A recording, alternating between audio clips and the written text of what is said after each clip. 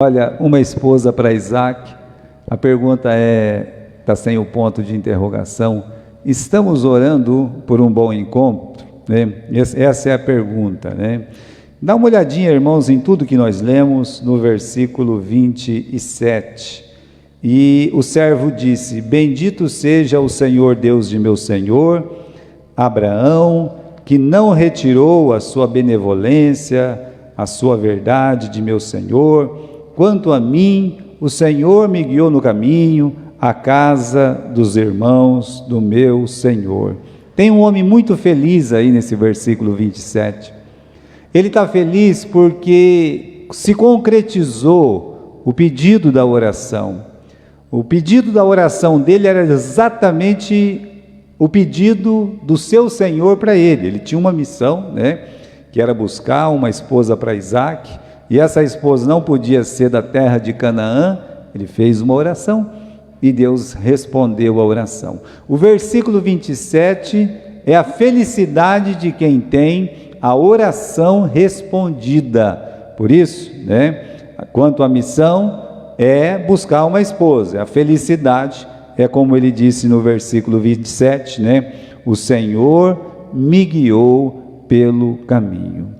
Então, irmãos, como é que essa história começou? É importante pensar nisso. Tudo começou com o desejo de que a vontade de Deus fosse cumprida. Ninguém vai ter um bom encontro, um crente não vai fazer um bom casamento, se ele não entender que começa por aí.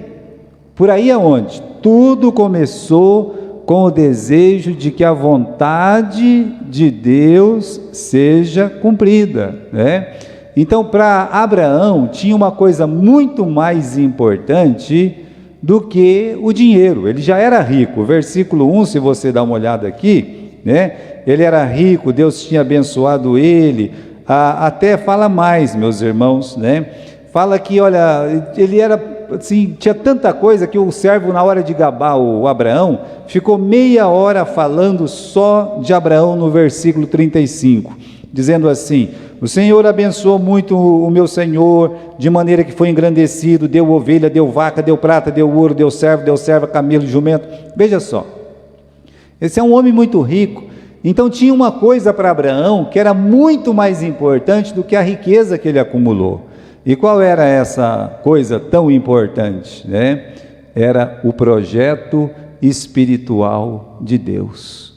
Que Deus fez um projeto, e esse projeto incluía Abraão, incluía Sara, mas incluía também o filho de Abraão com Sara, que era o Isaac. E qual era esse projeto? Olha, em ti serão benditas todas as famílias da terra.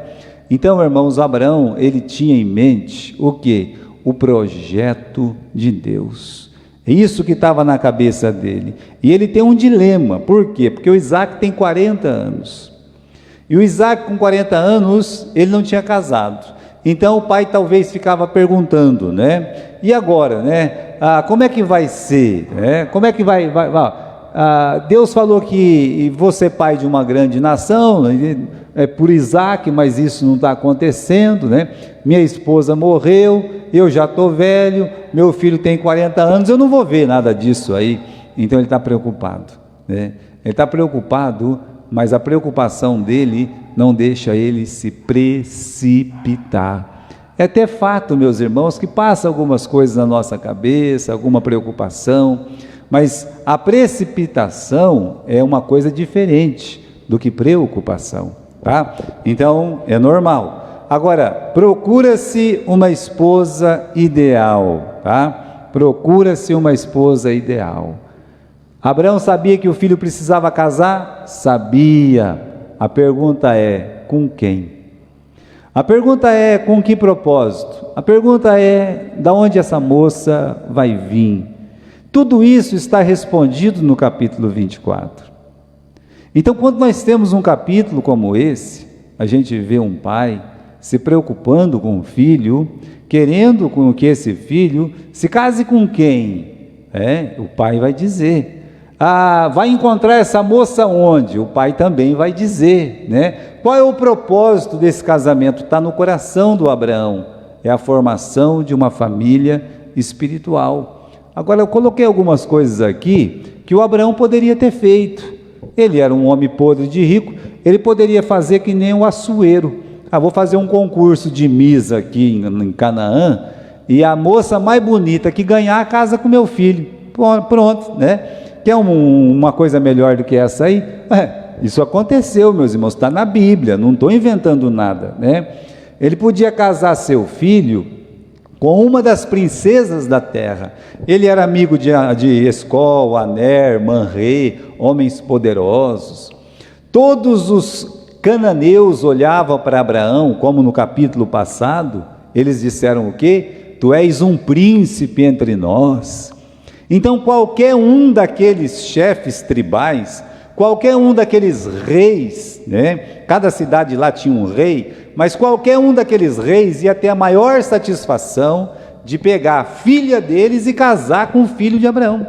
Então o Abraão estava com a faca e o queijo na mão, ele podia aumentar a fortuna dele, e muito, correto? Ele podia, por exemplo, não vou fazer o seguinte, né? Esse negócio de casar minha filha com um amigo, não vai dar muito certo não, né? Incentivar o filho a ficar vigiando à beira do rio, era onde as moças iam para levar os animais para beber água, ou até para buscar água, do jeito que a gente tem lá no livro de Juízes, que os benjamitas foram buscar as mulheres lá na beira do rio, né? Podia, meu filho, é o seguinte, você quer casar? É o seguinte, vai para a beira do rio, né? Vê uma moça bonita lá, vê, dá uma paquerada nela, vem para cá, né? E você casa com essa moça. Você quer casar? Vai para a praça. Você quer casar? Vai, né? Hoje é diferente, o pessoal vai para o Face, vai para essas imundícias. Mas pense bem, né? Que o Abraão, ele poderia dar um conselho, porque tem muito pai que dá um conselho desse para o filho, né? Vai lá, vai para o mundo, ou comprar uma carruagem nova. Meu filho, eu acho que você não está com, vê que o filho está meio feinho, meio alguma coisa, né? Vou comprar uma carruagem nova para você, e as moças não podem ver uma carruagem nova, que vai querer dar uma volta, então você casa com uma moça aí que, né? Está vendo? Olha, o que não falta é opção mundana para o Abraão, boas, mais, de qualquer jeito, tá? Procura-se uma esposa ideal, mas aí está a palavra, não é qualquer pessoa que o Abraão estava procurando, para o filho dele. O Abraão estava procurando a pessoa ideal, é aquela que Deus tinha preparado para ele. Agora, as perspectivas, meus irmãos, eu considero, eram as piores. Por que eram as piores? Porque não tinha uma moça espiritual ali em Canaã. Em Canaã mora quem? As cananeias, ou as etéias. Se vai um pouco para baixo, as egípcias. Se vai um pouco para cima, as ismaelitas. Nenhuma pertencia àquela família, a família de Abraão. Então, olha, ele não, ali só tem idolatria, só tem o mal ali, não tem temor de Deus, né? O Abraão mesmo disse, não tem temor de Deus nessa terra. E será que existe alguém para Isaac? Olhando só pelo ponto de vista humano, não teria. Pessoas dizem assim, não tem, não adianta, ali não tem pessoa ali, né? Será que não tem ninguém para Isaac? Não tem, não adianta, porque olha aí, né? O único crente aqui é eu. E realmente o Abraão estava meio solitário nesse sentido. Agora ele podia, meus irmãos, dizer isso. Já que não tem ninguém, então casa com uma cananeia mesmo. Não tem ninguém, não é verdade? Melhor ter alguém do que não ter ninguém. Mas pela fé, eu lembro os irmãos, a gente leu a semana passada, no capítulo 22. Eu quero que você volte comigo no capítulo 22. Lembra que eu falei que as caravanas vinham do norte, iam para o sul, vinham do sul, iam para o norte, as caravanas dos ismaelitas, as caravanas dos árabes ali, né, andando para fazer aquele comércio, pegando o produto da Mesopotâmia, levando para Canaã, para o Egito, trazendo produto do Egito. Sabe o caixeiro viajante? Era essas caravanas. E numa dessas caravanas, o Abraão perguntou, ei, você não conheceu o Naor lá? Rapaz, o Naor é meu freguês. Né? O Naor compra muita coisa de mim. E como é que está o Naor lá? Rapaz, olha, cresceu, hein? Ele tem um monte de filho. E um dos filhos dele, o Betuel, ele casou e teve uma menina. Só aparece o nome de Rebeca aqui no versículo 23. Betuel gerou Rebeca, tá? De todas as, aparece aí, nasceu uma menina tal, é a Rebeca, né? Ó, o pai ficou antenado.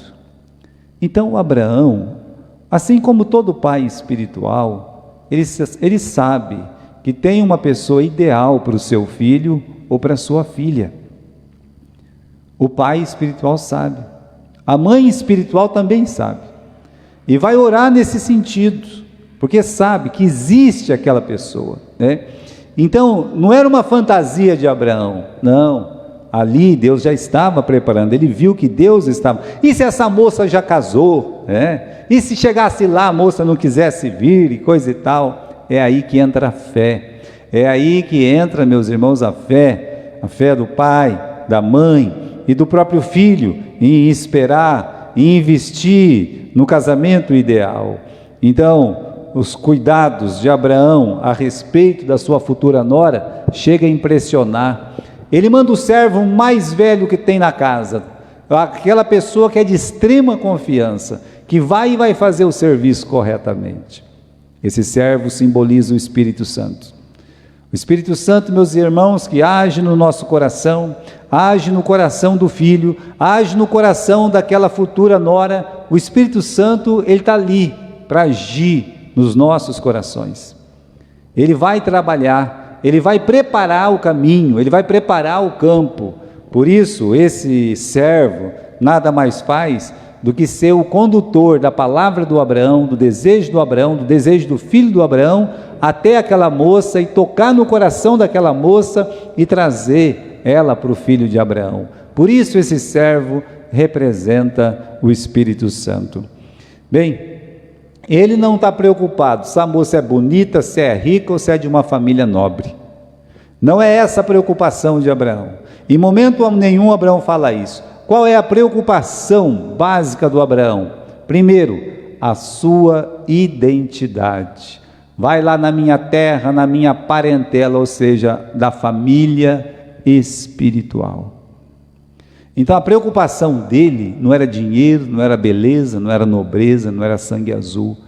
A preocupação dele é para ver se era da família espiritual. A segunda preocupação, onde ela deveria estar? Não quero que pegue aqui entre os cananeus. Você vai lá, você vai fazer um juramento que você vai lá na terra da minha família, né? E como é que vou encontrar essa pessoa? O servo pergunta, e se ela não quiser vir, leva o menino para lá? Ele disse, não, de jeito nenhum, expor o filho, jamais, mas ele confia na providência divina. O versículo 7, meus irmãos, tem essa frase linda do Abraão: Deus enviará o seu anjo adiante de você, para que de lá traga uma mulher ao meu filho. O Abraão não estava, meus irmãos, confiando no servo. O Abraão não estava confiando em homem nenhum. Ele estava confiando no anjo. Ele estava confiando nesse enviado de Deus, que Deus já estava fazendo a sua obra. Deus enviará o seu anjo, adiante de você. E você lendo a história, você juntando todo esse texto, você vê como os anjos trabalharam. Mas os anjos não trabalharam só nesse momento. Os anjos trabalharam desde o nascimento de Isaque e desde o nascimento de Rebeca, até antes disso, para que Isaque e Rebeca, que é o casamento ideal que nós temos na Bíblia, acontecesse. Então, os cuidados de Abraão, primeiro, essa questão da filiação, Muito bem, meus irmãos, o servo vai buscar a esposa para o filho, É responsável, muito responsável, Afinal, na mão do servo estava tudo quanto ele possuía. E é fato isso aí, Agora, o primeiro passo que ele fez, veja aqui no versículo 12, como eu falei, ele ora. Versículo 12, ele diz assim: ó Senhor Deus de meu senhor Abraão, dá-me hoje um bom encontro. O primeiro passo é orar. Eu já estou orando, amém, e Deus te abençoe. Não se precipite, jamais. Você está orando? Amém. Deus vai te responder. Deus não deixa ninguém sem resposta. Deus nunca me deixa sem resposta, sei que não deixa você sem resposta também. Eu peço que você preste atenção, que o jovem possa prestar atenção no tema da oração do servo.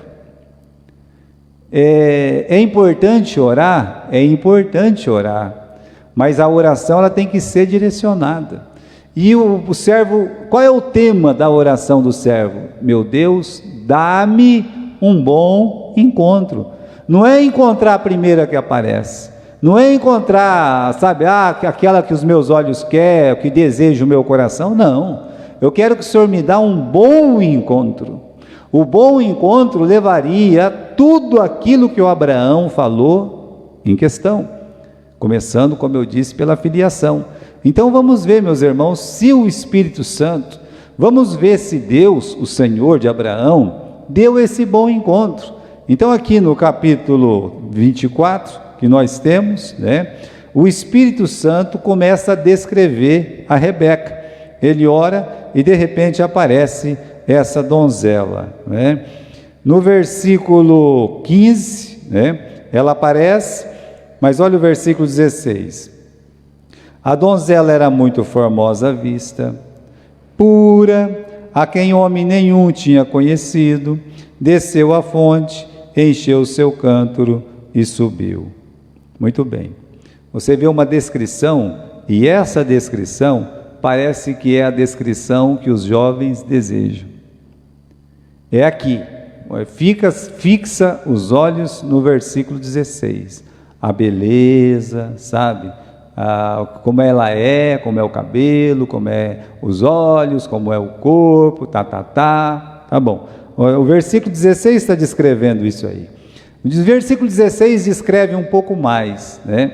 Mas eu quero lembrar os irmãos que a primeira coisa que o Espírito Santo faz não é descrever essa virtude física dela.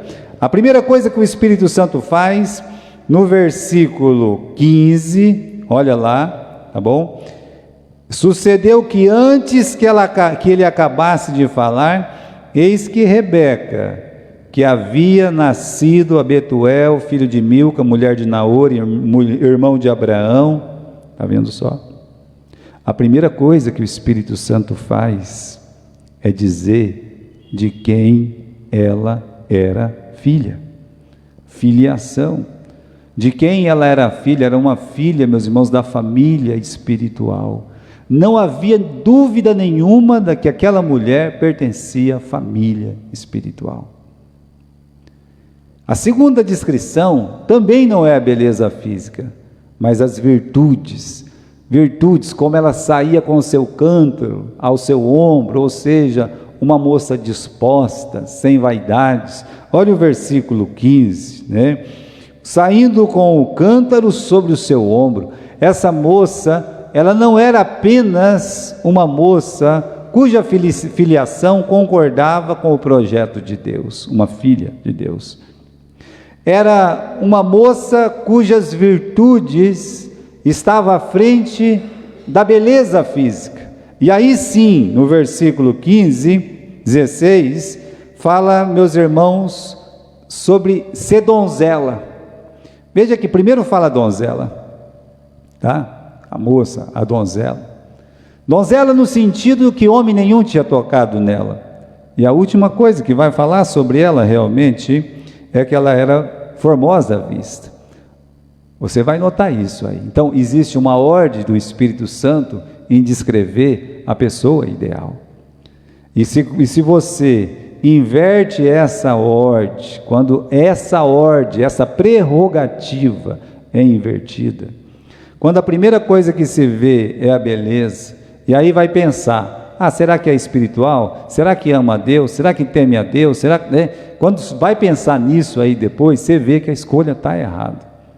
Você vê que não é um bom encontro. Você vê que a pessoa lá na frente vai se dar mal. É o que a palavra de Deus mostra para nós. Então dá para saber que é a pessoa certa? Dá, né? Sim, dá. Se você notar aqui, né? Todo mundo está contente. O servo agradece a Deus porque as coisas aconteceram do jeito que o Abraão tinha dito para ele. Não é porque ele orou, mas porque ele já tinha uma missão definida, tá? Então o servo está contente. No versículo 27 ele está todo feliz. Ele vai repetir algumas vezes a palavra: Deus me guiou, Deus me deu o bom encontro. Ele fala isso o tempo todo, como Deus tinha ajudado ele nessa questão. Os pais da moça, no versículo 50, dá uma olhada lá, né? Responderam Labão e Betuel: do Senhor procedeu esse negócio. A gente vê que é a mão de Deus, a gente não pode falar nem bem nem mal. Então não era, meus irmãos, uma impressão pessoal do servo, era uma coisa que o pai, o irmão, a mãe da moça disseram: realmente, isso vem de Deus, né? Eu acredito que isso vem de Deus. A moça, meus irmãos, ela é firme, tem uma prontidão tremenda. No versículo 58, né? Quando ela é chamada a uma responsabilidade: olha, esse homem já quer levar você. Ela disse: eu vou, ela é firme, né? Então você vê que todos estão de acordo, porque tudo está dentro da vontade de Deus. E sabe, irmãos, essa disposição dela muito me impressiona, né? No versículo 58, ela fala: eu vou, e ela já muda lá, vai embora mesmo e acabou. Não tem nada de rebeldia contra a família, nada disso. Já tinha sido conversado e os pais já tinham dito: olha, você pode levar a filha para o nosso sobrinho lá, não tem problema nenhum. Então ela já está debaixo da autoridade do pai. Ela só tinha que decidir quantos dias tinha que ficar a mais. E ela disse: nenhum, eu tenho plena certeza. Quando o primeiro missionário que foi para Amazonas, meus irmãos, Amazonas é diferente de qualquer lugar do mundo. Imagine isso no século XIX. Mas o primeiro missionário que foi para Amazonas, ele veio e a única coisa que ele tinha no bolso quando ele chegou era $19. E parece que era muito, né? Mas não era tanto, porque ele não sabia falar a língua. Ele, quer dizer, tem que alugar uma casa, tem que morar em algum lugar. Não tinha uma missão para receber ele. Ele veio com a cara e a coragem. Chegou e disse: cheguei. E chegou mesmo, né? E passado algum tempo, né, um ano e pouco, ele escreveu para a moça que estava gostando dele, e ele gostava dela lá nos Estados Unidos, e explicou, falou: não tem dinheiro aqui só tem gente doente, tudo pesteado, né? Estou lutando aqui eu sou enfermeiro, eu sou médico, aqui eu vendo Bíblia para sobreviver, papapá. Falou um monte de coisa ruim. Qualquer moça diria: cai fora, né? Estou fora disso aí. Ele disse: eu preciso de alguém que me ajude. No outro mês ela estava lá, né? E se casaram, né? Aqui no Brasil. Hoje tem um colégio enorme lá em Manaus chamado Ida Nelson, Colégio Batista Brasileiro, chamado Ida Nelson. É o nome dessa mulher. Mas você vê, meus irmãos, que é de Deus. São coisas que você vê, todo mundo olha e fala: é de Deus. Ninguém podia dizer o contrário. Os próprios pais, aqui no versículo 50, como é que a gente vai falar o contrário de tudo isso que está falando, da oração que foi feita e tudo mais? Então, irmãos, essa moça é uma moça à altura dos projetos de Deus, seja porque é uma moça decidida, né? Para ser à altura do projeto de Deus, tem que ser uma moça decidida a fazer a vontade de Deus, e tem que ser uma pessoa respeitosa. Veja no versículo 63 até o versículo 66, que ela vai, né? Ela encontra o rapaz orando no campo e pergunta: quem que é esse rapaz aí, né? O servo fala: esse aí, esse é o Isaac, esse é o que, né? Você vai casar com ele, né? E lá no versículo 65, a Bíblia diz que ela pegou o véu e se cobriu. Ela não ficou mostrando o corpo dela antes de casar, não. Ela se cobriu. Diferente, né? Então, você vê espiritualidade, você vê o testemunho, você vê tudo. Então, meus irmãos, essa decisão, como ela é uma mulher respeitosa, né? Se cobre, mostra pudor. As moças, lamentavelmente hoje, quer se mostrar, vou mostrar o máximo que eu puder para ver se ele gosta de mim. Bom, ele pode até aproveitar de você, gostar vai ser um outro assunto, né? Mas quando uma pessoa gosta de uma moça, ele não está preocupado em quanto que ela vai mostrar para ele, não. Está preocupado em arrumar uma coisa ou outra, como é que ele vai casar com essa moça, lutar, batalhar. Essa é uma moça que vai se guardar e esse é um rapaz de valor. Bem, olha aqui o local do primeiro encontro, no versículo 62. Ora, Isaque vinha de onde se vem do poço de Beer-Lahai-Roi, porque habitava na terra do sul. Onde os dois se encontraram? O nome do lugar é Beer-Lahai-Roi. Eu já falei para vocês o que significa esse nome esquisito, Beer-Lahai-Roi. O que significa o Deus que me vê. Eles se encontraram no lugar que se chama o Deus que me vê. Ou seja, Deus sempre te vê. Ele está vendo.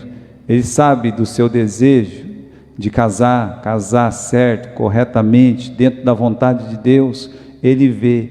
Deus é o Deus que vê, tá? E, meus irmãos, esse poço ainda existe, né? Esse poço, ele está aí, à disposição de todo crente que quer fazer esse desafio espiritual. O amor, como a gente vai ver, o pessoal fala tanto de amor. No caso do Jacó e da Raquel, o Jacó olhou a Raquel, já se apaixonou, amou, já queria beijar e coisa e tal, foi aquela frescura toda. E adiantou do quê? Né?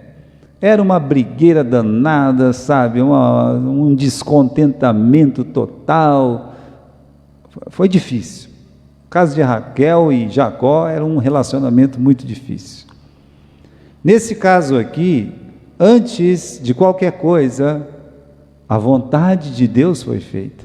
E aí, no versículo 67, Isaque trouxe para a tenda da sua mãe Sara, ou seja, agora ela se torna a mãe espiritual, ela vai se tornar a mãe espiritual do povo de Israel.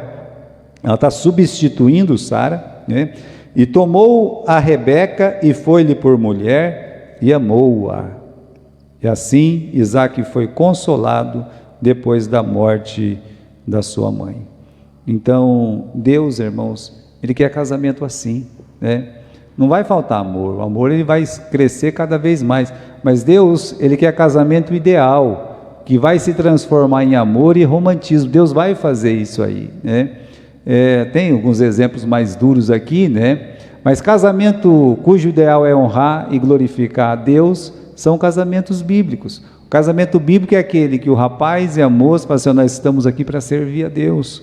Esse casamento vai dar certo. Esse casamento vai passar por todas as dificuldades. Esse casamento as ondas vão bater sobre ele, né? Muita coisa vai acontecer, mas ele vai sobreviver, porque é um casamento ideal. Então temos uma pergunta para o jovem, né? Jovem, você também está orando por um bom encontro? E o que é um bom encontro para você, né? Então esse é o conselho do capítulo 24 para todos os jovens. Senhor, me dê um bom encontro. Não fique dando trombada por aí. Peça um bom encontro para Deus. Amém?